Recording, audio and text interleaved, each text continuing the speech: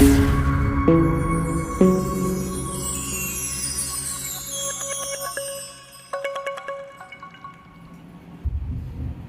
స్తోత్రం. హల్లెలూయా, హల్లెలూయా, హల్లెలూయా.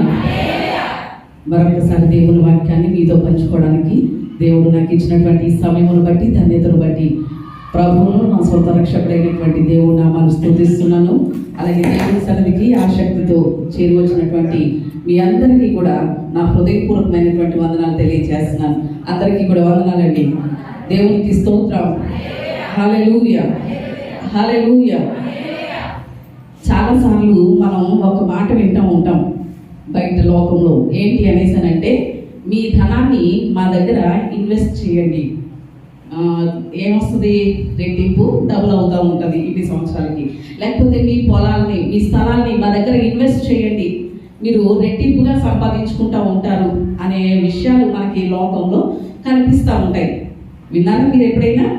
అలాంటి మాటలు వినిపిస్తూ ఉంటాయి కదా. మీరు ధనాన్ని మా దగ్గర ఇన్వెస్ట్ చేయండి, లేకపోతే ఇలా చేయండి అనే మాటలు మనకి వినిపిస్తూ ఉంటాయి. కానీ మన ధనాన్ని ఇన్వెస్ట్ చేస్తూ ఉంటే డబుల్ వస్తుందో మొత్తం పోతుందో మనకే తెలియదు.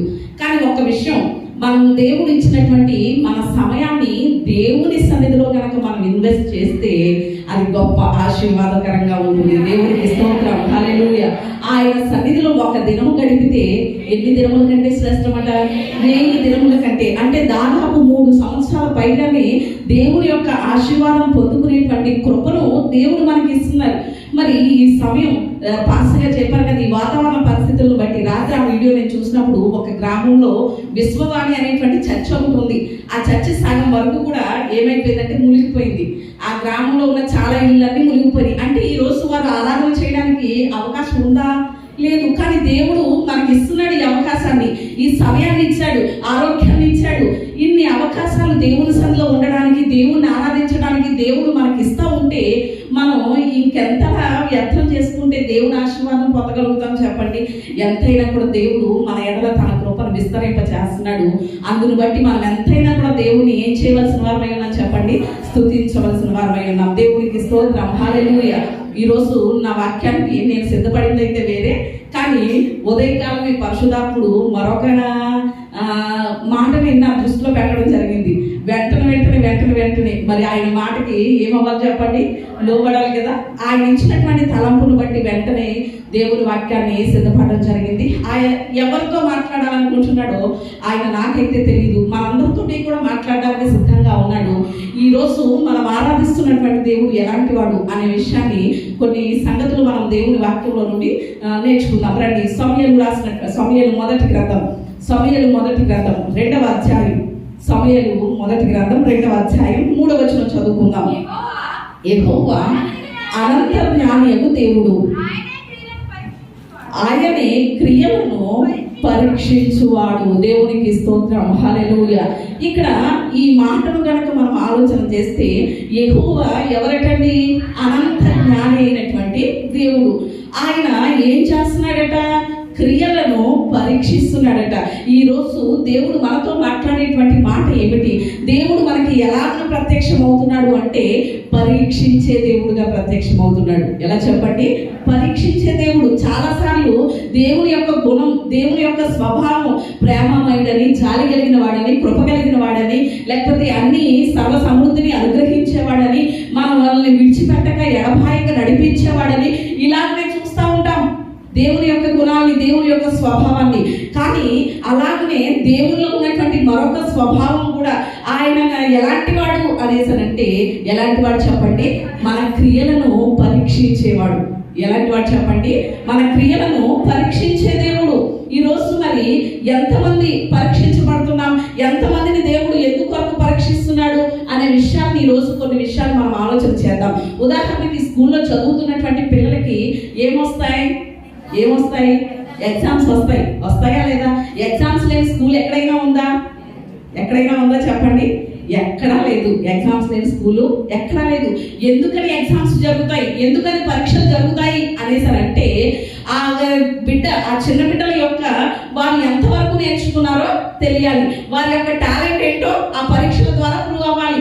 ఎంతవరకు నేర్చుకున్నది విడిచిపెట్టుకోకుండా వారి హృదయాల్లో ఉంచుకుంటున్నారు, లేకపోతే ఎంతవరకు ఆ సబ్జెక్ట్ మీద వారికి అవగాహన ఉంది అని తెలుసుకోవడం కోసం ఏం చేస్తూ ఉంటారు టీచర్స్?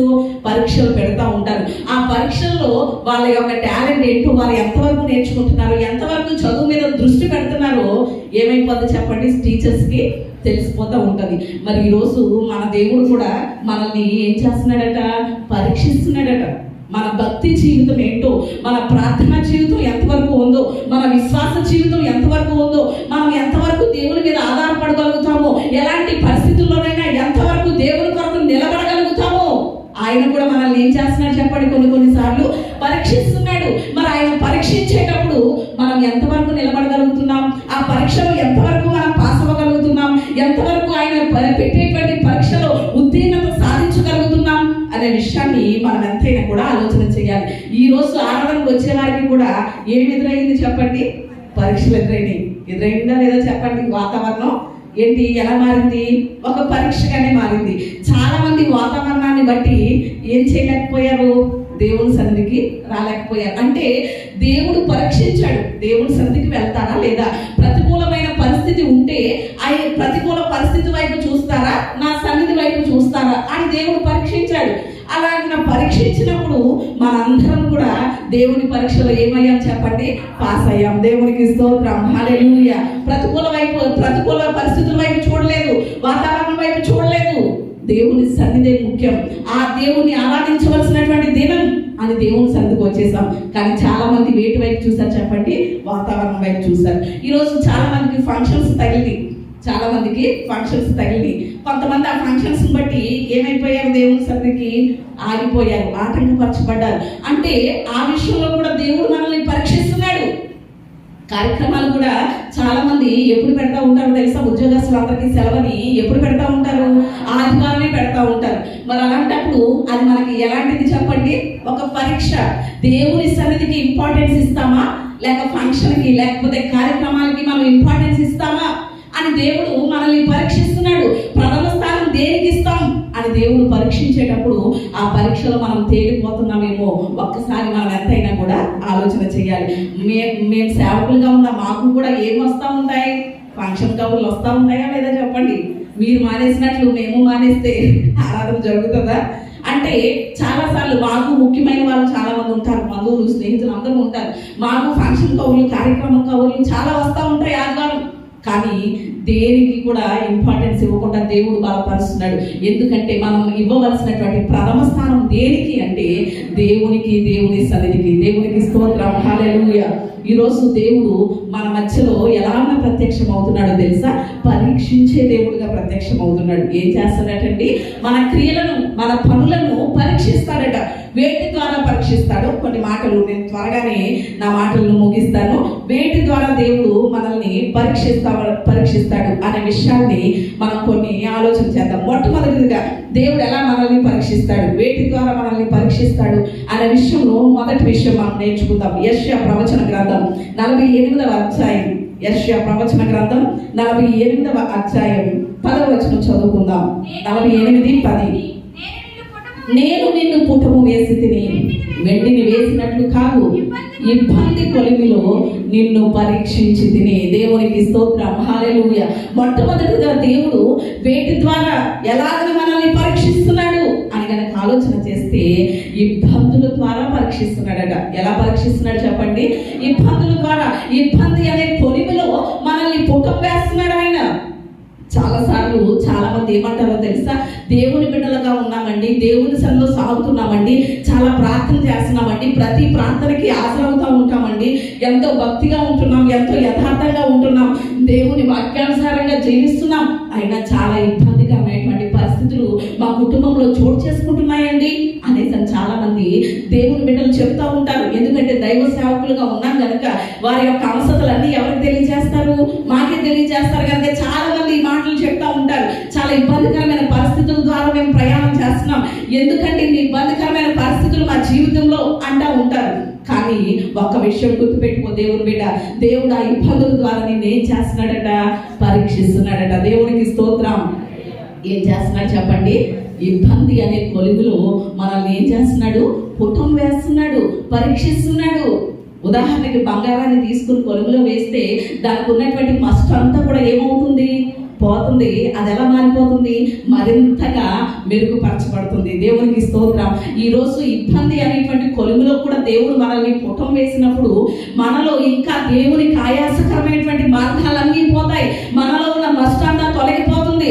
మనలో ఉన్నటువంటి దేవునికి ఇష్టం లేని క్రియలన్నింటినీ కూడా తొలగించడం కోసమే ఆయన మనల్ని ఇబ్బందుల ద్వారా ఏం చేస్తున్నాడు చెప్పండి, పరీక్షిస్తున్నాడు. చాలా మంది ఏమంటారో తెలుసా, అయ్యో ఈ ఇబ్బందుల ద్వారా నేను పరీక్షించబడిపోతున్నాను. కొంతమందికి రోగం చాలా ఇబ్బందికరంగా ఉంటుంది. ఏమంటారో తెలుసా, ఈ రోగం నన్ను చాలా ఇబ్బంది పెట్టేస్తుందండి, ఈ బలహీనత నన్ను చాలా ఇబ్బంది పెట్టేస్తుందండి అంటూ ఉంటారు. కానీ ఆ బలహీనతలో కూడా మనం దేవుణ్ణి స్తుతిస్తూ ఉంటే దేవుడు ఇచ్చేటువంటి స్వస్థతను, శక్తిని పొందుకోగలుగుతాం. దేవునికి స్తోత్రం.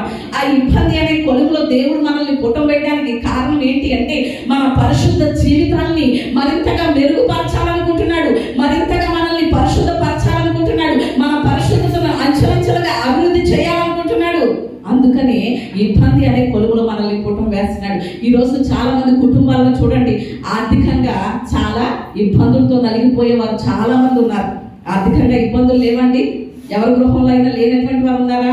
అందరి గృహాల్లో కూడా ఆర్థికంగా ఏమున్నాయి చెప్పండి, ఇబ్బందులు ఉన్నాయి. అలాంటి ఇబ్బంది కొలుగులో కూడా దేవుడు మనల్ని ఏం చేస్తున్నాడు, పుటం వేసి మనల్ని పరీక్షిస్తున్నాడు.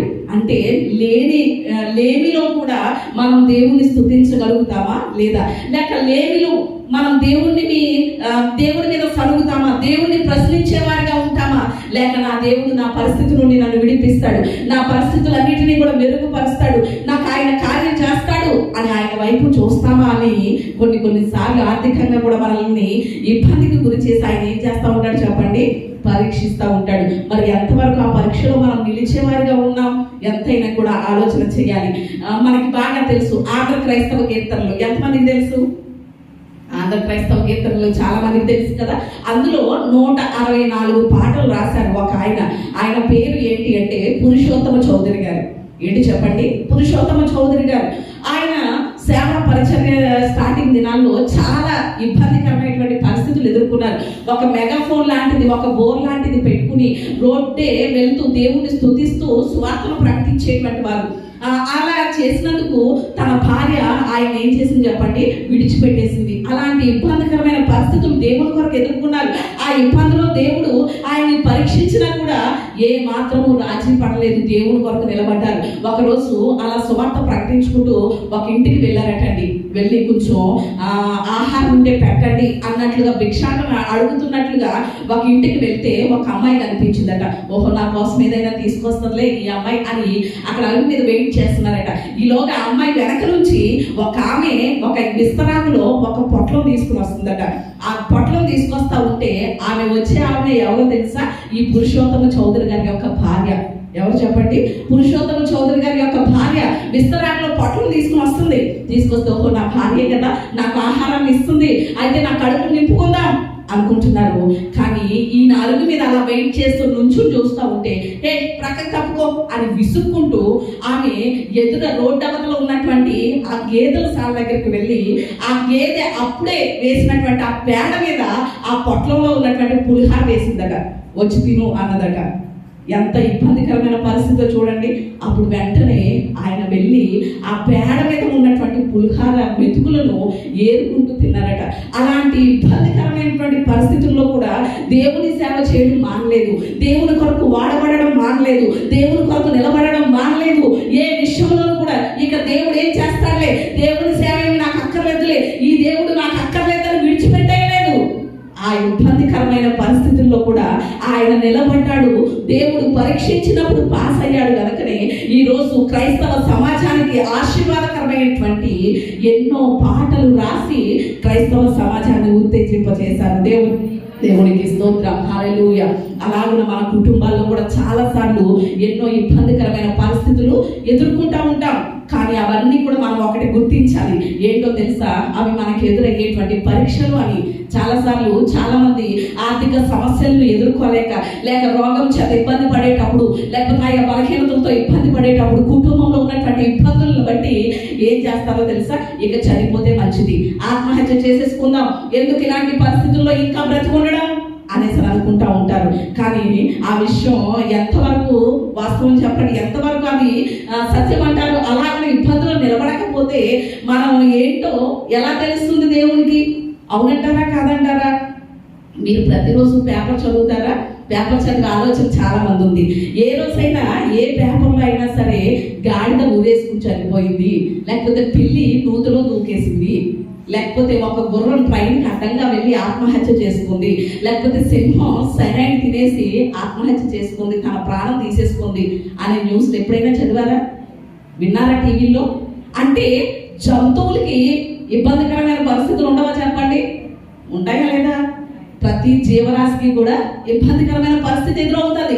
కానీ అలాంటి ఇబ్బందికరమైన పరిస్థితుల్లో కూడా ఏ జంతువు ఆత్మహత్య చేసుకోవడానికి ఇష్టపడదు. దేవుడు తనకి ఇచ్చిన జీవిత కాలం జీవిస్తానే ఉంటుంది. కానీ జంతువుల కంటే, సమస్త జీవరాశుల కంటే శ్రేష్ఠులుగా దేవుడు మనల్ని చేసుకున్నాడు. వాటన్నిటికంటే మనమే హై స్టాండర్డ్ కదా మనిషి అన్నవాడు. మరి అలాంటి శ్రేష్టమైన వారిగా దేవుడు మనల్ని చేస్తే మన జీవితాన్ని ఇబ్బందులకు తట్టుకోలేక, లేకపోతే ఇబ్బందికరమైన పరిస్థితులు ఎదురయ్యాయని ఎందుకు ఆత్మహత్యలు చేసుకోవాలి, ఎందుకు చనిపోవాలనేటువంటి ప్రేరేపణ చేసుకోవాలి? ఆ ఇబ్బందికరమైనటువంటి పరిస్థితుల నుండి నా దేవుడు నన్ను విడిపించగలడు అనే నిశ్చయతతో మనం జీవించాలి. దేవునికి స్తోత్రం, హల్లెలూయా. చాలాసార్లు చాలా మంది కుటుంబాల్లో ఎలా ఉంటారో తెలుసా? వాళ్ళ భర్తను బట్టి ఇబ్బంది పడతా ఉంటారు. కొంతమంది ఆర్థిక పరిస్థితులను బట్టి అయితే, కొంతమంది రోగాలను బట్టి అయితే, కొంతమంది బలహీనతలను బట్టి అయితే, కొంతమందికి వారి భర్త ఎలా ఉంటారు చెప్పండి? ఇబ్బందికరమైన పరిస్థితిగా ఉంటాడు. ఒక సహోదరి చెప్తా ఉంది, ఏమో తెలుసా, నా భర్త చాలా సాడిస్ట్ గా ఉన్నాడండి, చాలా మూర్ఖుడుగా ఉన్నాడు, ఏ విషయంలో కూడా నా మాట వినవాలని వాడిగా ఉన్నాడు, సిగరెట్లు త్రాగి ప్రతిరోజు ఏం చేస్తున్నాడట, ఆమెని వాతలు పెడుతున్నాడట. అలాంటి ఇబ్బందికరమైన పరిస్థితి ఎదుర్కొంటుంది. ఏ పోలీస్ స్టేషన్కి వెళ్తే న్యాయం జరుగుతుంది, ఏ కోర్టుకి వెళ్తే న్యాయం జరుగుతుంది. కానీ కోర్టుల చుట్టూ తిరిగినా, లేకపోతే పోలీస్ స్టేషన్ల చుట్టూ తిరిగినా న్యాయం దొరకదు. నీతి గల న్యాయాధిపతి అయినటువంటి దేవుడు ఈ భర్తని నాకు ఇచ్చాడు. ఎందుకో తెలుసా? ఈ భర్త ద్వారా నా ఓర్పును పరీక్షిస్తున్నాడు. ఈ భర్త ద్వారా నేను ఎంతవరకు దేవుడికి దగ్గర అవ్వాలో, ఎంతవరకు ఆయన సన్నిధిలో నేను నిలబడాలో, ఎంతవరకు ఈ భర్తను బట్టి నేను దేవుడి సన్నిధిలో ప్రార్థన చేస్తానో అని దేవుడు నన్ను పరీక్షిస్తున్నాడు అని ఆ సహోదరి గ్రహించింది కనుక తన భర్తల గురించి అలాగనే ప్రార్థన చేస్తుందట. ఒకరోజు ఆ భర్త మారి దేవుని సన్నిధికి వచ్చి ఈమె కన్నా ఎక్కువ భక్తిపరుడు అయిపోయాడట. దేవునికి స్తోత్రం, హల్లెలూయా. అంటే ఇబ్బందికరమైన పరిస్థితి ఎప్పుడు అలాగే ఉంటుందో చెప్పండి? ఎప్పుడు అలాగే ఉండదు. ఈ రోజు చారు వెతుకులైనా రేపు దేవుడు ఏమిస్తాడు? బిర్యానీ ఇస్తాడు ఖచ్చితంగా. అంటే ఎప్పుడు ఇబ్బందికరమైనటువంటి పరిస్థితుల్లోనే దేవుడు మనల్ని ఉంచడు. మనల్ని ఇబ్బంది పెట్టడం దేవునికి ఇష్టం కాదు. కానీ మనం ఎంతవరకు మన క్రైస్తవ జీవితాన్ని కొనసాగించగలుగుతున్నాం, ఎంతవరకు ఈ ఆధ్యాత్మిక పోరాటంలో ముందుకు సాగుతున్నాం అని పరీక్షించడానికే కొన్నిసార్లు దేవుడు మనల్ని ఏం చేస్తాడు చెప్పండి? ఇబ్బందుల ద్వారా పరీక్షిస్తూ ఉంటాడు. కొంతమందికి వారి బిడ్డలే ఇబ్బందికరంగా ఉంటారు. మా బిడ్డలను బట్టి చాలా ఇబ్బంది పడుతున్నామండి, మాట వినట్లేదండి, చాలా చేజారిపోయినటువంటి పరిస్థితుల్లో ఉన్నారండి అనేటువంటి వారు కూడా చాలా మంది ఉంటారు. కానీ అలాంటి పరిస్థితుల్లో ఉన్నటువంటి వారిని కూడా దేవుడు ఏం చేయగలడు చెప్పండి? మార్చగలడు. దేవునికి స్తోత్రం, హల్లెలూయా. అగస్టిన్ మనకి బాగా తెలుసు. అగస్టిన్ చెప్పినటువంటి సాక్ష్యం ఏంటి అంటే, నా తల్లి చేసినటువంటి ఆ కన్నీటి ప్రవాహంలో దేవుడి పాదాల దగ్గరికి నేను ఏం చేశాను? కొట్టుకుని వచ్చాను అన్నాడు. అంటే ఆ ఇబ్బందికరమైనటువంటి పరిస్థితులు, ఒకప్పుడు వేశ్యలతో సాంగత్యం చేసినటువంటి వాడు, లోకంలో తనకు లేనటువంటి వ్యసనం అంటూ లేదు అగస్టిన్కి. కానీ అలాంటి పరిస్థితుల ద్వారా ఆ తల్లికి ఆ బిడ్డను బట్టి చాలా ఇబ్బంది పడింది. కానీ దేవుని సన్నిధిలో చేసిన ప్రార్థన ఏదైనా వ్యర్థమైందా చెప్పండి? ఏది వ్యర్థం కాలేదు. ఇబ్బందికరంగా ఉన్నటువంటి తన బిడ్డ జీవితాన్ని దేవుడు మార్చివేసేసాడు. దేవునికి స్తోత్రం, హల్లెలూయా. మరి ఈరోజు ఎంతవరకు దేవుడు పరీక్షిస్తుంటే ఆ పరీక్షలకు మనం నిలబడగలుగుతున్నాం, ఎంతవరకు ఆ పరీక్షల్లో మనం సహించుకోగలుగుతున్నాం అని ఎంతైనా కూడా ఆలోచన మనం కలిగి ఉండాలి. మొట్టమొదటిగా ఆయన దేని ద్వారా మనల్ని పరీక్షిస్తాడు చెప్పండి? ఇబ్బందుల ద్వారా పరీక్షిస్తాడు. దేని ద్వారా చెప్పండి? ఇబ్బందుల ద్వారా పరీక్షిస్తాడు. ఉంటాడు. రెండవ విషయం, దేని ద్వారా దేవుడు మనల్ని పరీక్షిస్తాడు, ఎందుకని పరీక్షిస్తాడు, ఎలా పరీక్షిస్తాడు అనే విషయాలు మనం ఆలోచన చేస్తే, కొరింథీయులకు రాసినటువంటి 2వ పత్రిక, అపోస్తలుడు అయినటువంటి పౌలు కొరింథీయులకు రాసినటువంటి 2వ పత్రిక 8వ అధ్యాయం 2వ వచనం చదువుకుందాం.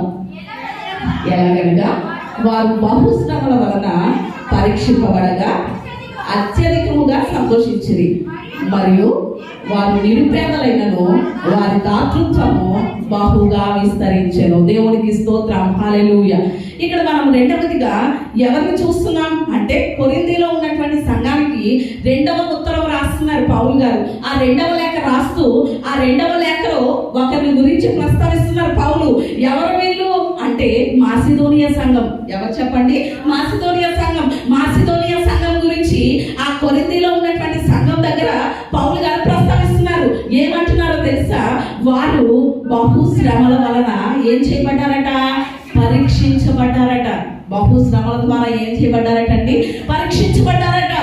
అయినప్పటికీ వారి దాతృత్వము బహుగా విస్తరించింది అని పౌలు గారు చెప్తున్నారు. అంటే ఇక్కడ రెండవదిగా దేవుడు ఎలాగ మనల్ని పరీక్షిస్తాడు, వేటి ద్వారా మనల్ని పరీక్షిస్తాడు అనేసి అంటే వేటి ద్వారా చెప్పండి? శ్రమల ద్వారా. వేటి ద్వారా చెప్పండి? శ్రమల ద్వారా.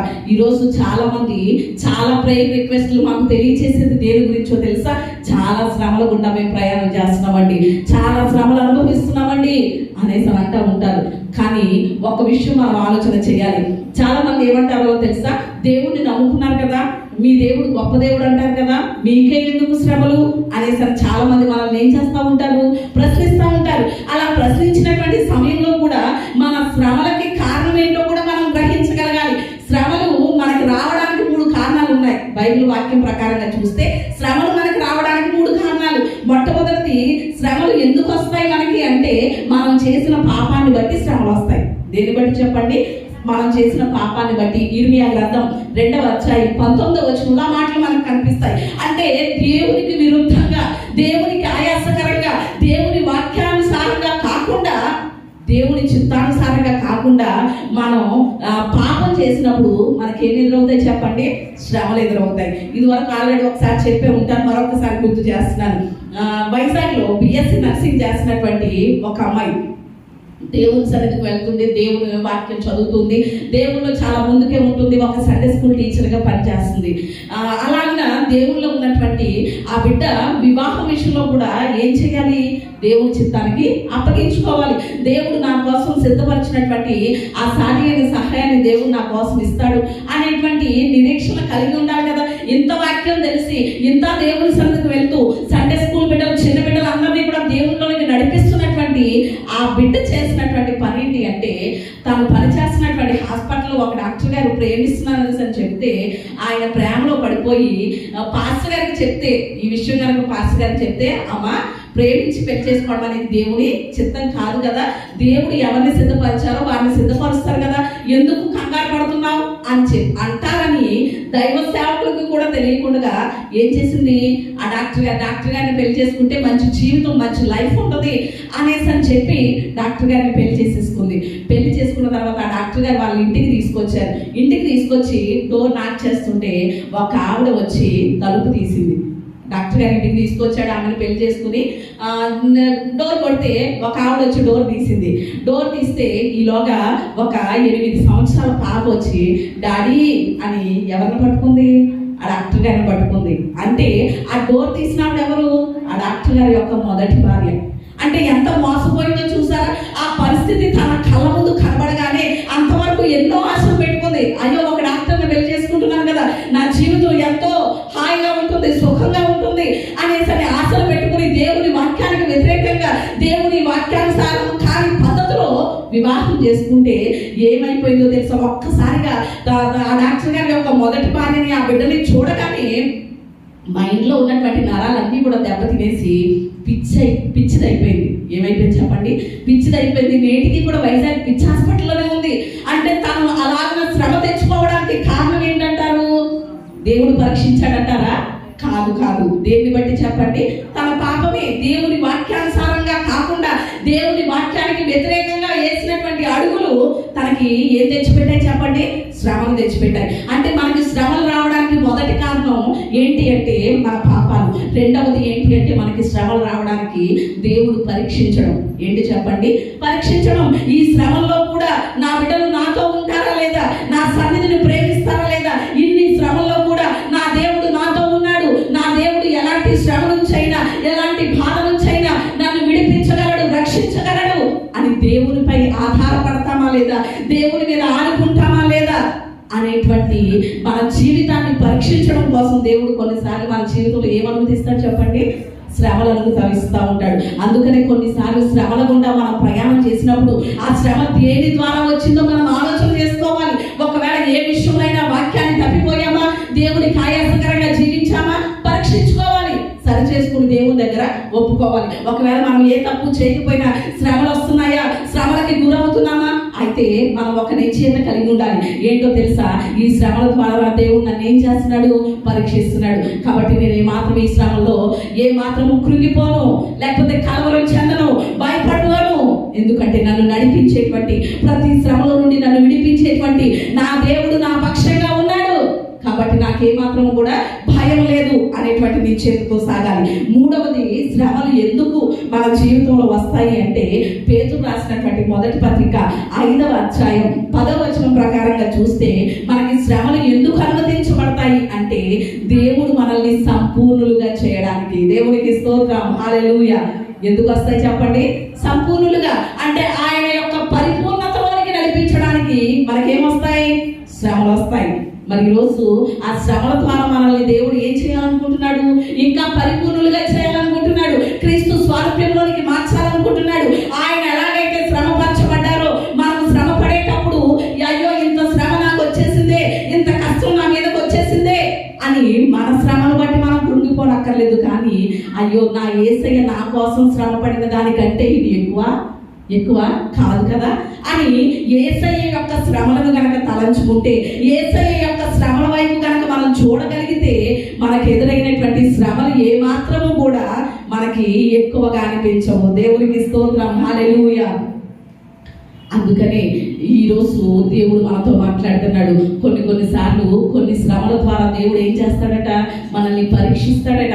ఆ పరీక్షలో మనల్ని నిలిచినప్పుడు ఆ శ్రమల ద్వారా మనల్ని ఇంకా పరిపూర్ణులుగా చేస్తాడు. శ్రమలు ఎందుకు వస్తాయి చెప్పండి? 1 పాపాన్ని బట్టి, 2 పరీక్షించబడడానికి, 3 పరిపూర్ణులుగా చేయబడడానికి శ్రమలు వస్తాయి. మరి దీన్ని బట్టి శ్రమలు రావడం మంచిదంటారా కాదంటారా? మంచిదంటారా కాదంటారా? శ్రమలు రావడం మంచిదే. చాలా మంది ఏమంటారో తెలుసా? అయ్యో మాకు ఏ శ్రమలు రాకూడదండి బాబు, ఏ కష్టాలు రాకూడదండి బాబు, ఏ బాధలు రాకూడదండి అంటా ఉంటారు. కానీ ఇక ఏ బాధలు లేకుండా ఉంటే ఇక క్రైస్తవ జీవితం ఏంటి? క్రైస్తవ జీవితం అంటేనే ఒక ముళ్ళబాట. శ్రమల గుండా మనం ప్రయాణం చేయాల్సిందే. ఆ శ్రమలను లెక్క చేయకుండా, ఎటువంటి శ్రమ ఎదురైనప్పటికీ కూడా దేవుడు నన్ను పరీక్షిస్తున్నాడు, ఈ శ్రమల ద్వారా ఆయన వారసత్వపు హక్కులు నాకు ఇస్తున్నాడు అని మనం ఏం చేయాలి చెప్పండి? ధైర్యంగా ముందుకు కొనసాగాలి. అందుకని ఒక సంఘంతో దేవుడు కూడా మాట్లాడుతున్నాడు. ఏంటో తెలుసా? ప్రకటన గ్రంథం 2వ అధ్యాయం 10వ వచనంలో చూస్తే అక్కడ ఉన్నటువంటి 7 సంఘాల్లో 2వ సంఘమైనటువంటి స్మరణ సంఘంతో దేవుడు మాట్లాడుతున్నాడు. ఏమో తెలుసా?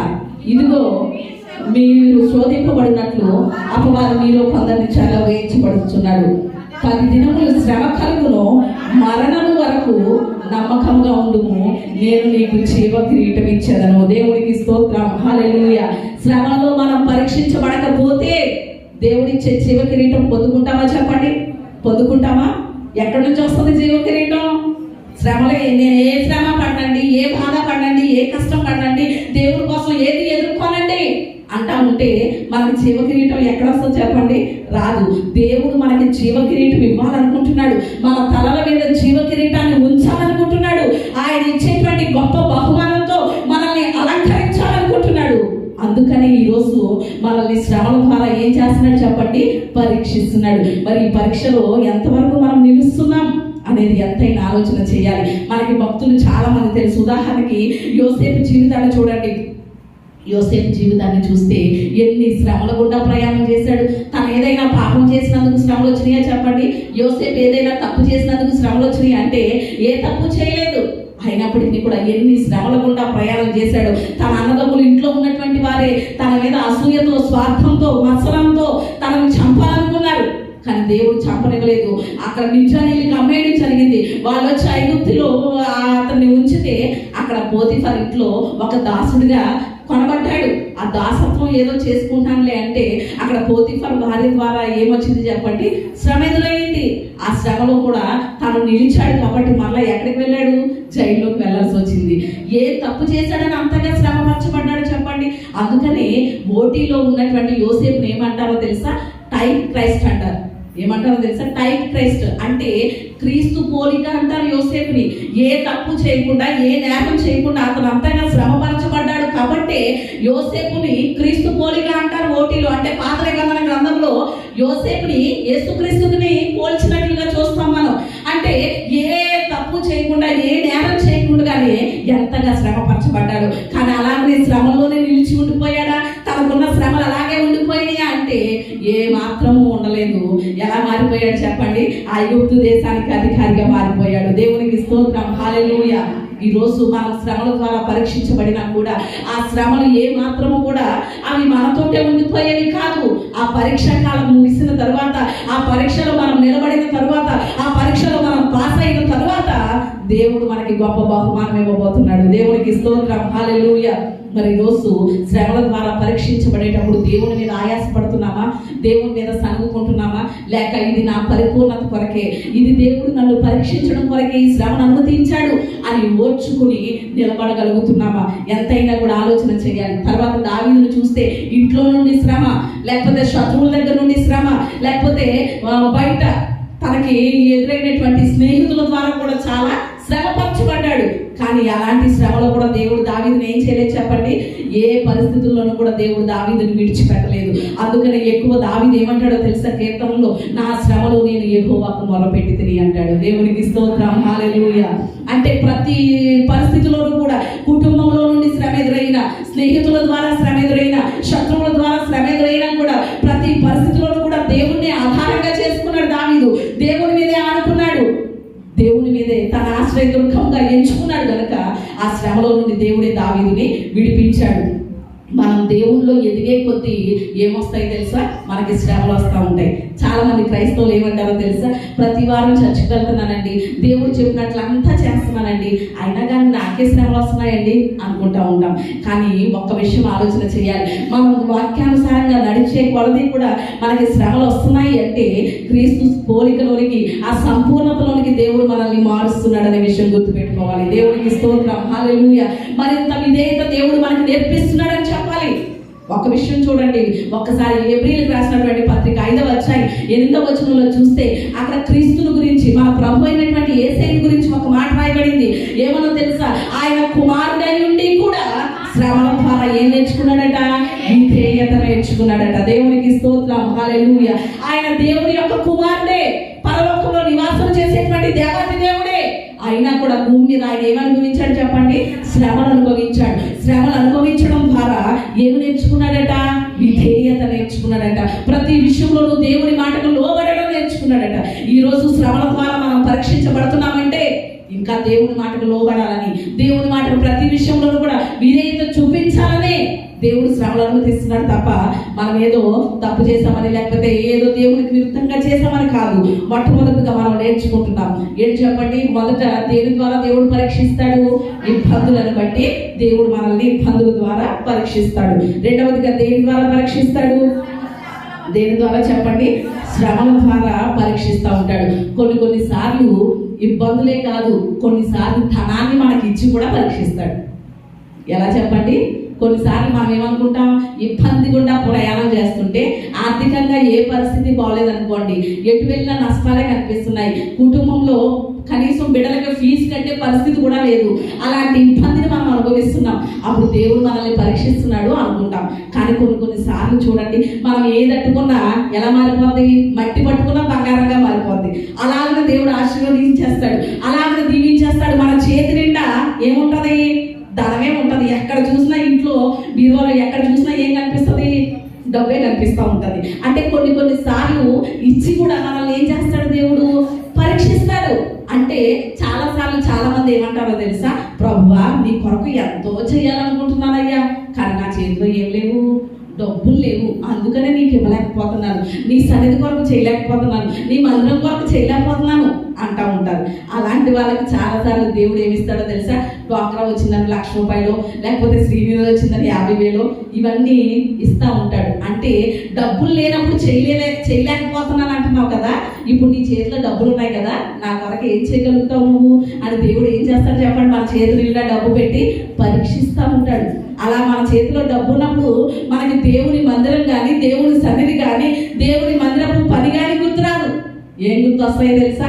అవి కొనాలి, లేకపోతే ఇవి కొనాలి, అవి చేయాలి, ఇవి చేయాలని లోకంలో ఉన్నవన్నీ గుర్తొస్తాయి. కానీ అయ్యో నా చేతిలో డబ్బులు ఉంటే ప్రభు నీకు ఇస్తానన్నాను కదా అన్న మాట కూడా మనకి ఏమవుతుంది చెప్పండి? గుర్తురాదు. ఇలానే నార్త్ ఇండియాలో ఒక గ్యాంగ్ ఆఫ్ ప్యారిస్ అనేటువంటి రాజు నార్త్ ఇండియాని పరిపాలించేవాడు. ఎప్పటి కాలం అనేసానంటే యేసుక్రీస్తు శిష్యుడైనటువంటి తోమ మన దేశానికి వచ్చి దేవుని సువార్తను అందించాడు కదా. ఆ కాలంలో ఈ గ్యాంగ్ ఆఫ్ ప్యారిస్ అనేటువంటి రాజు నార్త్ ఇండియా అంటే మన దేశం యొక్క పైభాగాన్ని పరిపాలన చేస్తూ ఉండేవాడు. ఆ తోమ గారికి కొన్ని డబ్బులు ఇచ్చి ఆ రాజు ఏం చేశాడో తెలుసా? నా కొరకు ఒక అందమైనటువంటి ప్యాలెస్ నిర్మించు అని చెప్పారట. ఎవరితోటి? తోమగారితో చెప్తే ఈ తోమగారు ఏం చేశారు? ఆ రాజు ఇచ్చిన డబ్బులన్నీ దేవుని పరిచర్య కొరకు, స్వార్థ పరిచర్య కొరకు, పేదల కొరకు వాడేస్తే తరువాత ఆ రాజు తోమ దగ్గరికి వచ్చి, నువ్వు నా కొరకు నిర్మిస్తున్నటువంటి అందమైన ప్యాలెస్ నేను చూడాలనుకుంటున్నాను, రా చూపించు అనేసి తోమగారితో వచ్చారట. అప్పుడు తోమగారు తీసుకొస్తే ఎవరు కనిపించారు అక్కడ? పేదలైనటువంటి అనాథ ప్రజలు కనిపించారు. దేవుని స్వార్థ పరిచర్య ద్వారా ఎంతమంది అయితే రక్షించబడ్డారో, ఎంతమంది అయితే దేవుని తెలుసుకున్నారో ఆ ప్రజలందరూ కనిపించారు. వారి ముఖాల్లో సంతోషం కనిపిస్తుంది. అప్పుడు ఈ రాజు అన్నారట తోమ గారిని, ఏంటి తోమ ఇలా చేసావు? నేను అందమైన ప్యాలెస్ కట్టమంటే నువ్వు ఇలా చేసావేంటి అనేసి అన్నారట ఆ రాజు. అంటే అప్పుడు తోమ గారు అన్నారట, ఈ ప్రజల ముఖాల్లో ఉన్నటువంటి సంతోషం కంటే ఆ ప్యాలెస్ లో నివసిస్తే మీకు ఎక్కువ సంతోషం కలుగుతుందా రాజుగారు అన్నారట తోమ గారు. అయినా సరే ఆయన బాధతో ఇంటికి వెళ్ళిపోతే ఆ రాత్రి ఆ గ్యాంగ్ ఆఫ్ ప్యారిస్ అనేటువంటి రాజు యొక్క తమ్ముడికి చాలా అనారోగ్యం కలిగింది, చాలా బలహీనత కలిగింది. ఎలాంటి పరిస్థితి వచ్చేసింది అంటే మరణాపాయ పరిస్థితి వచ్చేసింది. ఇక మరణమే తప్ప ఇక వేరే దిక్కు లేదు. అలా ఇంకా కొద్ది క్షణాల్లో చనిపోయేటువంటి పరిస్థితి వచ్చేసింది. అప్పుడు ఈ రాజు తోమ గారికి కబురు పంపించారు, నా తమ్ముడు చాలా సుస్థితితో ఉన్నాడు, అనారోగ్య పరిస్థితుల్లో ఉన్నాడు, ప్రార్థన చేయడానికి రమ్మంటే తోమ గారు వెళ్ళి ప్రార్థన చేశారట. అప్పటికే మరణం అయిపోయాడు ఇక. కానీ తోమ గారు ప్రార్థన చేయడాన్ని బట్టి ఆ రాజు యొక్క తమ్ముడు ఏమయ్యాడు అంటే బ్రతికాడు. మరునాడు ఆ రాజుగారి యొక్క తమ్ముడు చెప్తున్నాడట రాజుగారితో, ఏమన్నా తెలుసా? అన్నయ్య గడిచినటువంటి రాత్రి నేను చాలా బలహీనం అయిపోయాను కదా, అనారోగ్యంతో ఇక మరణపు అంచుల్లోకి వెళ్ళిపోయాను కదా. అప్పుడు నన్ను దేవుడు ఎక్కడికి తీసుకువెళ్ళాడంటే హెవెన్కి తీసుకెళ్ళాడు. ఎక్కడికి తీసుకెళ్ళాడట? హెవెన్ అంటే పరలోకానికి తీసుకువెళ్ళాడట. పరలోకానికి తీసుకువెళ్తే అక్కడ ఒక అందమైన ప్యాలెస్ ఉందట. ఆ అందమైన ప్యాలెస్ మీద గ్యాంగ్ ఆఫ్ ప్యారిస్ అని నీ పేరే రాసింది అన్నయ్య అన్నారట. దేవునికి స్తోత్రం. అందరూ కూడా చప్పట్లు కొడుతూ దేవుని అంటే ఆ రాజు ఎక్కడ అందమైన ప్యాలెస్ కట్టుకోవాలనుకున్నాడు? భూమి మీద. కానీ అతను వెచ్చించినటువంటి ఆ డబ్బులన్నీ కూడా తోమ గారు దేవుని పరిచర్య నిమిత్తం, దేవుని సువార్త నిమిత్తం, పేద ప్రజల నిమిత్తం ఉపయోగించడం ద్వారా ఆ ప్యాలెస్ ని దేవుడు ఎక్కడ సిద్ధపరిచాడు ఆయన కోసం? పరలోకంలో. ఈ భూమి మీద కట్టుకుని ఉంటే ఆ ప్యాలెస్ కూలిపోవచ్చు కదండి, సునామీలకి అన్నిటికి కూలిపోవచ్చు, అది శాశ్వతం కాదు. కానీ శాశ్వతమైనటువంటి పరలోక రాజ్యంలోనే దేవుడు తన కొరకు ఒక అందమైన ప్యాలెస్ నిర్మించాడు. ఈరోజు చాలా మందికి దేవుడు ఎలా పరీక్షిస్తాడో తెలుసా? ధనాన్ని ఇచ్చి పరీక్షిస్తాడు. ఎంతవరకు నువ్వు అంటే మొదట్లో మన జీతం కొద్దిగా ఉన్నప్పుడు దశమభాగం బాగానే తీసేస్తూ ఉంటాం. జీతాన్ని పెంచుతూ ఉంటాడు కొన్నిసార్లు. అంటే దశమభాగం కరెక్ట్గా వస్తుందా రాదా అని. జీతం పెరిగినప్పుడు దశమభాగం తీయాలంటే ఎంత నమ్మకంగా ఉంటాం? అది బాబోయ్ ఇంత వద్దులే అనేసి అనిపిస్తూ ఉంటుంది. అంటే ఒక్క విషయం ఆలోచన చేయండి, ఇబ్బందుల ద్వారా ఎంత పరీక్షిస్తాడో దేవుడు, మన చేతిలో ధనాన్ని పెట్టి కూడా అంతే పరీక్షిస్తాడు. దేవుని కొరకు మనం ఎంత వాడగలుగుతున్నాం ఆ ధనాన్ని, దేవుని కొరకు మనం ఎంత వెచ్చించగలుగుతున్నాము ఆ ధనాన్ని అని కూడా కొన్నిసార్లు దేవుడు ఏం చేస్తాడు చెప్పండి? మనల్ని పరీక్షిస్తూ ఉంటాడు. అలాగే తర్వాత మాట కూడా మనం ఆలోచన చేద్దాం, వేటి ద్వారా దేవుడు మనల్ని పరీక్షిస్తాడు అనేసి అంటే చివరి మాటగా ఈ మాట జ్ఞాపకం చేసుకుని ప్రార్థన చేసుకుందాం. యాకోబు రాసినటువంటి పత్రిక మొదటి అధ్యాయం, యాకోబు రాసిన పత్రిక మొదటి అధ్యాయం 2వ వచనం చదువుకుందాం. నా సహోదరులారా, మీ విశ్వాసమునకు కలుగు పరీక్ష ఓర్పును పుట్టించునని ఎరిగి మీరు నానా విధములైన శోధనలలో పడినప్పుడు అది మహానందమని ఎంచుకొనుడి. దేవునికి స్తోత్రం, హల్లెలూయా. ఇక్కడ మూడవదిగా మనం ఆలోచన చేస్తున్నాం, అంటే ఇది నాలుగవదిగా పెట్టుకోవచ్చు, లేక మూడవదిగా కూడా పెట్టుకోవచ్చు. దేని ద్వారా దేవుడు మనల్ని పరీక్షిస్తున్నాడు అని కనుక మనం ఆలోచన చేస్తే, దేని ద్వారా అంట? శోధనల ద్వారా మన విశ్వాసాన్ని పరీక్షిస్తున్నాడట. దేని ద్వారా చెప్పండి? శోధనల ద్వారా. అనేక రకాలైనటువంటి శోధనలు మనకి ఎదురవుతూ ఉంటాయి. అలాంటి పరిస్థితుల్లో మన విశ్వాసం ఎంతవరకు ఉంది, మన విశ్వాసాన్ని ఎంతవరకు మనం కాపాడుకుంటున్నాం అని దేవుడు ఏం చేస్తున్నాడంటే చాలాసార్లు మనల్ని పరీక్షిస్తున్నాడట. ఉదాహరణకి క్రైస్తవ జీవితంలో శోధన అంటే చాలా ఉంటాయి. ఒక విషయం మర్చిపోయి నేను చెప్తున్నాను. చాలా మంది ఏమంటారో తెలుసా, మా ఇంట్లో టీవీయే లేదండి, అందుకే నేనేం చూడను, టీవీ చూడండి పాస్టర్ గారు అంటా ఉంటారు. అంటే నీ ఇంట్లో టీవీ లేదు కాబట్టి చూడట్లేదు, అంతే. టీవీ ఉంటే చూద్దునేమో కదా. అంటే ఒక విషయం ఆలోచన చేయాలి. శోధన అంటే ఇంట్లో లేదు కాబట్టి చూడకపోవడం కాదు, ఇంట్లో టీవీ ఉన్నా చూడకపోవడమే శోధన జయించడం. దేవునికి స్తోత్రం, హల్లెలూయా.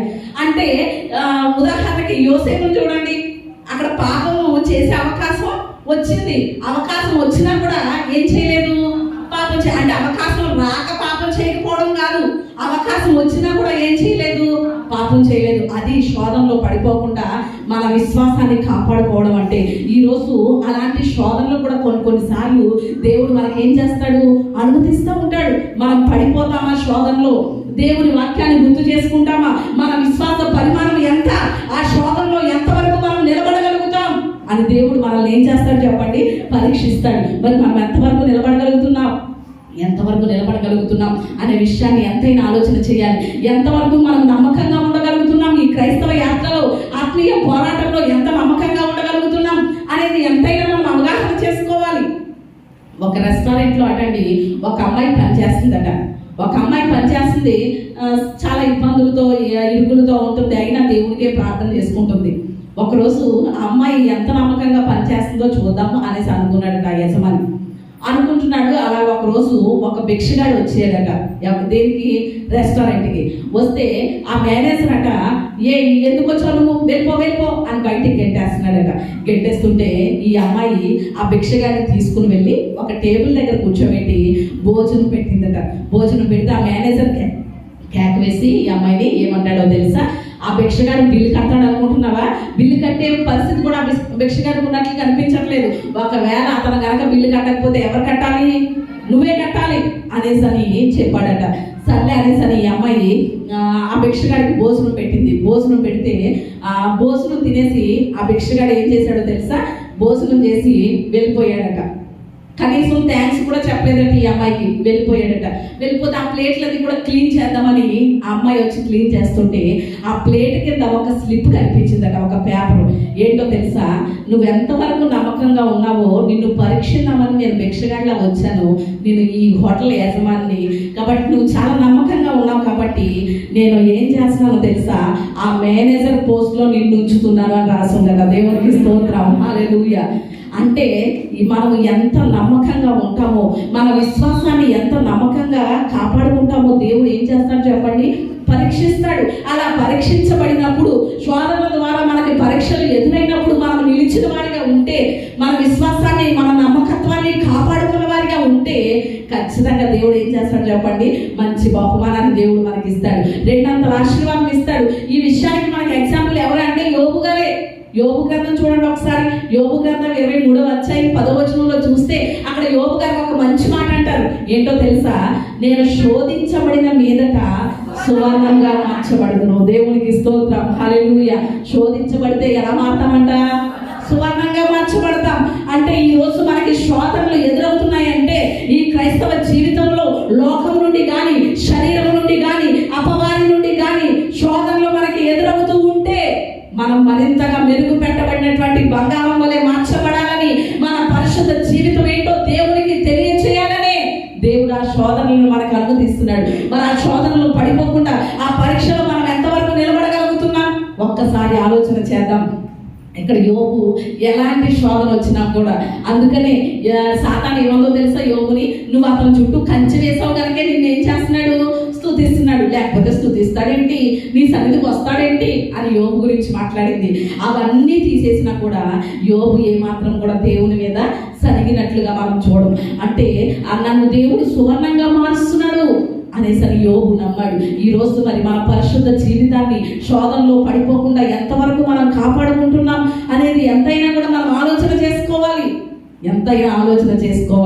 ఇక్కడ ఈ విషయంలో కూడా మనం మన ప్రభు అయినటువంటి యేసుక్రీస్తు వారిని కనుక మనం చూస్తే, ఆయన మత్తయి సువార్త కానీ, మార్కు సువార్త, లూకా సువార్త మొదటి అధ్యాయాల్లో కనుక చూస్తే, శోధన కొండ మీద ఆయనకి ఏమి ఎదురైంది చెప్పండి, శోధనలు ఎదురైంది. అందుకని ఆ కొండకి కూడా వచ్చిన పేరేంటో తెలుసా, శోధన కొండ. ఆయన 3 శోధనలు ఎదుర్కొన్నారు. ఏంటో తెలుసా, నేత్రాసను ఎదుర్కొన్నారు, శరీరేచ్ఛను ఎదుర్కొన్నారు, జీవపు డబ్బాన్ని ఎదుర్కొన్నారు. ఈ 3 శోధనలని కూడా మన ప్రభు అయినటువంటి యేసయ్యని ఈ 3 శోధనలు పరీక్షించినాయి. ఆ పరీక్షలో యేసయ్య నిలిచారా, ఓడిపోయారా చెప్పండి, నిలిచారు. కాబట్టి ఈ రోజు మనందరికి రక్షణకు కారకుడయ్యాడు. దేవునికి స్తోత్రం, హల్లెలూయా. మరి ఈ రోజు మనం ఎంతవరకు నిలబడగలుగుతున్నాం? అపవాది వచ్చి శరీరేచ్ఛ ద్వారా శోధించింది, నువ్వు దేవుని కుమారుడివైతే ఈ రాళ్ళని రొట్టెలుగా చేసుకో అనేసి అంటే, నేను దేవుని కుమారుణ్ణే చేసేసుకుంటాననేసి ఆయన ఏమన్నా శోధనలో పడిపోయారా చెప్పండి. మానవుడు రొట్టె వలన కాదు, దేవుని నోట నుండి వచ్చు ప్రతి మాట వలన జీవించును అని రాయబడి ఉన్నదని సమాధానం చెప్పారు. అలాగే ఎత్తైన శిఖరం మీదకి తీసుకెళ్ళి ఏమన్నదో తెలుసా, ఇక్కడ నుంచి కిందకు దూకే దేవదూతలు నిన్ను ఎత్తి పట్టుకుంటారు కదా అనేసి అంటే, నీ ప్రభువు నువ్వు శోధించవలదని చెప్పాడు. తరువాత మరలా ఈ లోక రాజ్యాలన్నీ కూడా చూపించి, నేత్రాస చూపించి, ఇవన్నీ నీకు ఇచ్చేస్తాను, నాకు ఒక్క నమస్కారం చేయి చాలు అనేసని అన్నది. ఎవరిని? యేసయ్యని అపవాది. అంటే ఈ లోక రాజ్యాలన్నీ ఆయనే పరిపాలిస్తాడు, కరెక్టే. కానీ అపవాదికి నమస్కారం చేయడం ద్వారా ఆ రాజ్యం దేవుడు దక్కించుకోవడం దేవుని చిత్తం కాదు. దేని ద్వారా ఆ రాజ్యం దేవుడు దక్కుతుంది లోక రాజ్యాలన్నీ అంటే, ఆయన శిలువ మరణం పొందడం ద్వారానే ఆ రాజ్యాలన్నీ యేసయ్య అవుతాయి. దేవునికి స్తోత్రం. అంటే ఒక్క విషయం ఆలోచన చేయాలి, అది దేవుని వాగ్దానమే. యేసయ్య లోకరాజ్యాలని పరిపాలించడం ఖచ్చితమైన వాక్యమే. కానీ ఏ దారిలో? అడ్డదారిలో కాదు. చాలాసార్లు ఏమనుకుంటా ఉంటారో తెలుసా, చాలా మంది, మేము ఆశీర్వాదకరంగా ఉండడం, గొప్పవారిగా ఉండడం, లేకపోతే మేము బండి కొనుక్కోవడం, ఇల్లు కట్టుకోవడం, ఇవన్నీ దేవుని చిత్తమే కదా, అందుకని ఎన్ని అడ్డదారులు తోకేసినా పర్వాలేదు అనుకుంటా ఉంటారు. మనం అడ్డదారుల ద్వారా ఆశీర్వదించబడడం దేవుని చిత్తం కాదు. మనం కలిగి ఉన్నది కొంచెమైనా కూడా అది దేవుడు తుదకు మహాభివృద్ధి పొందిస్తాడు. దేవునికి స్తోత్రం, హల్లెలూయా. ఈరోజు ఎలాంటి శోధనల్లో మనం పడిపోతున్నామో ఒక్కసారి ఆలోచన చేసుకుందాం. శోధనల ద్వారా ఆయన మనల్ని ఏం చేస్తాడట? పరీక్షిస్తాడట. పరీక్షించినప్పుడు మనం ఎంతవరకు నిలిచిపోయి ఉంటున్నాం అనేది ఎంతైనా కూడా ఆలోచన చేయాలి. ఇబ్బందుల ద్వారా దేవుడు పరీక్షిస్తాడు, శ్రమల ద్వారా పరీక్షిస్తూ ఉంటాడు, కొన్నిసార్లు ధనాన్ని మనకి ఇచ్చి పరీక్షిస్తూ ఉంటాడు, కొన్నిసార్లు శోధనల ద్వారా ఆయన మనల్ని పరీక్షిస్తూ ఉంటాడు. ఈ పరీక్షలో మనం ఏం కలిగి ఉండాలి అంటే ఓర్పు కలిగి ఉండాలి. దేవునికి స్తోత్రం. ఏం కలిగి ఉండాలి చెప్పండి? ఓర్పు కలిగి ఉండాలి. ఎన్ని పరీక్షలు ఎదురైనా కూడా, ఎన్ని శ్రమలు ఎదురైనా, ఎన్ని ఇబ్బందులు ఎదురైనా, ఎన్ని కష్టాలు ఎదురైనా, ఎన్ని నష్టాలు ఎదురైనా, ఎలాంటి ప్రతికూలతలు ఎదురైనా కూడా మనం ఏం కలిగి ఉండాలి చెప్పండి? ఓర్పు కలిగి ఉండాలి. అందుకనే అపోస్తలుడైనటువంటి పౌలు రోమీయులకు రాసినటువంటి పత్రిక 5వ అధ్యాయం, రోమీయులకు రాసినటువంటి పత్రిక 5వ అధ్యాయం 3వ వచనంలో ఆ మాట చెప్తున్నారు. అంతేకాదు శ్రమ ఓర్పును, ఓర్పు పరీక్షను, పరీక్ష నిరీక్షణను కలుగు చేయని ఎరిగి శ్రమల యందును అతిశయపడదుము. దేవునికి స్తోత్రం, హల్లెలూయా. ఈ పరీక్ష మనల్ని ఏం చేస్తుంది చెప్పండి? నిరీక్షణలోనికి నడిపిస్తుంది. నా దేవుడు నా కొరకు సిద్ధపరిచినటువంటి ఆ పరలోక రాజ్యం ఉంది, నా దేవుడు నా కొరకు నిర్ణయించినటువంటి ఆశీర్వాదాలు దాయబడి ఉన్నాయి, నా దేవుడు నా కొరకు నిశ్చయించినటువంటి ప్రతి ఆశీర్వాదం నేను పొందుకుంటాను అనేటువంటి నిరీక్షణని కలుగు చేస్తుంది. ఏంటో తెలుసా? పరీక్ష. అందుకనే పరీక్షలో మనం ఏం కలిగి ఉండాలి చెప్పండి?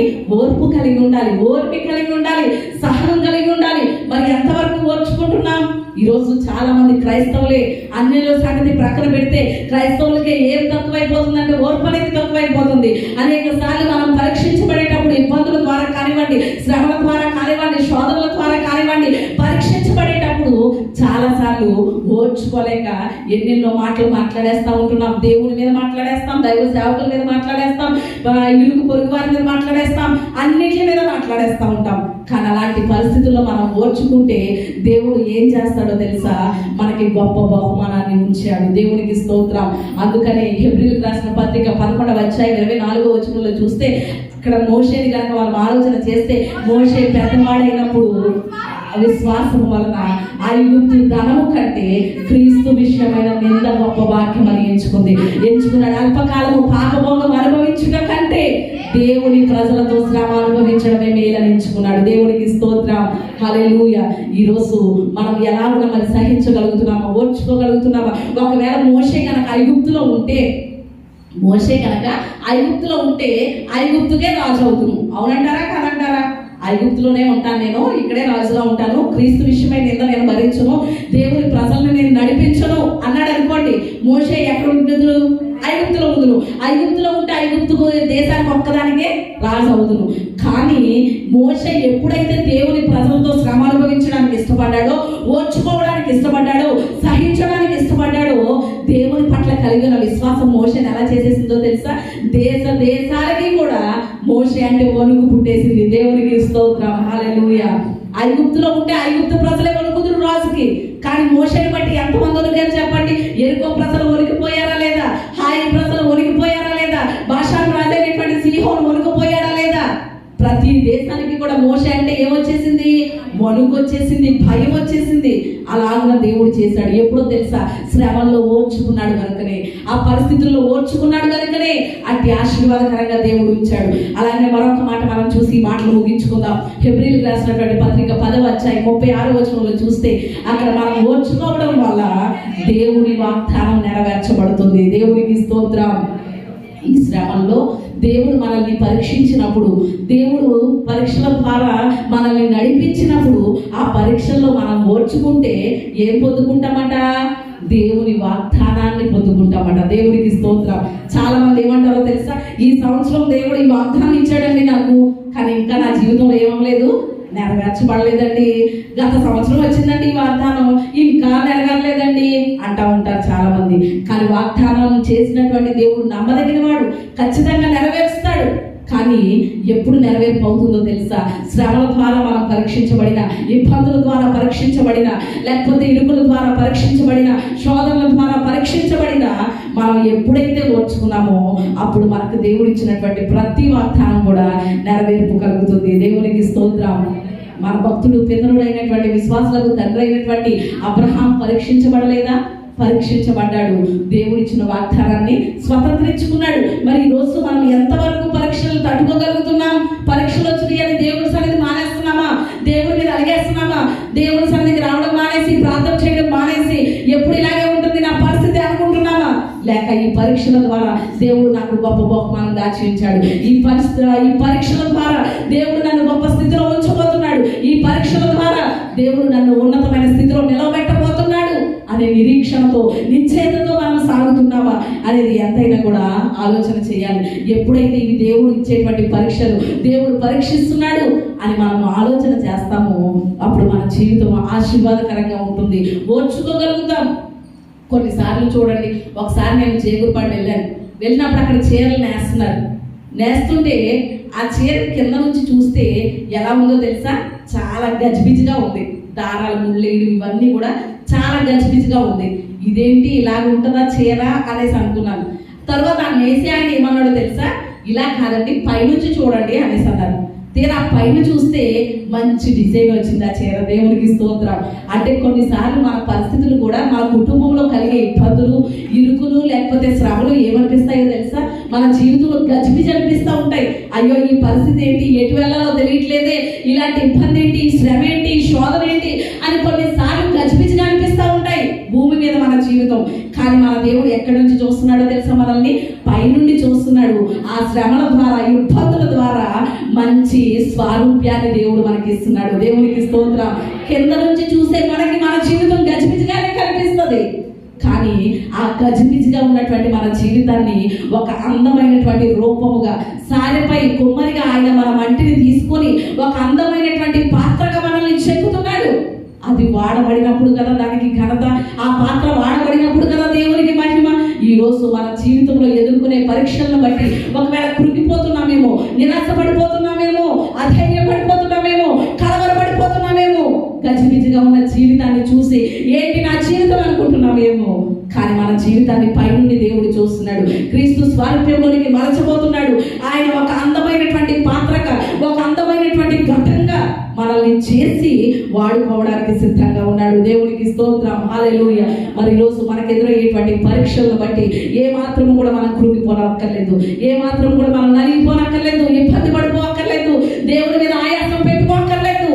ఓహో, దేవుడు ఈ ఇబ్బంది ద్వారా నన్ను పరీక్షిస్తున్నాడు, ఈ శ్రమల ద్వారా నన్ను పరీక్షిస్తున్నాడు, ఈ బలహీనత ద్వారా దేవుడు నన్ను పరీక్షిస్తున్నాడు, లేకపోతే ఈ శోధన ద్వారా నన్ను పరీక్షిస్తున్నాడు. ఈ పరీక్షలో నేను నిలబడతాను, ఈ పరిస్థితిని నేను తట్టుకుంటాను, ఓర్చుకుంటాను, సహిస్తాను, నా దేవుడు ఇచ్చే బహుమానం పొందుకుంటాను అనే నిశ్చయతతో మనం సాగాలి. ఎందుకో తెలుసా?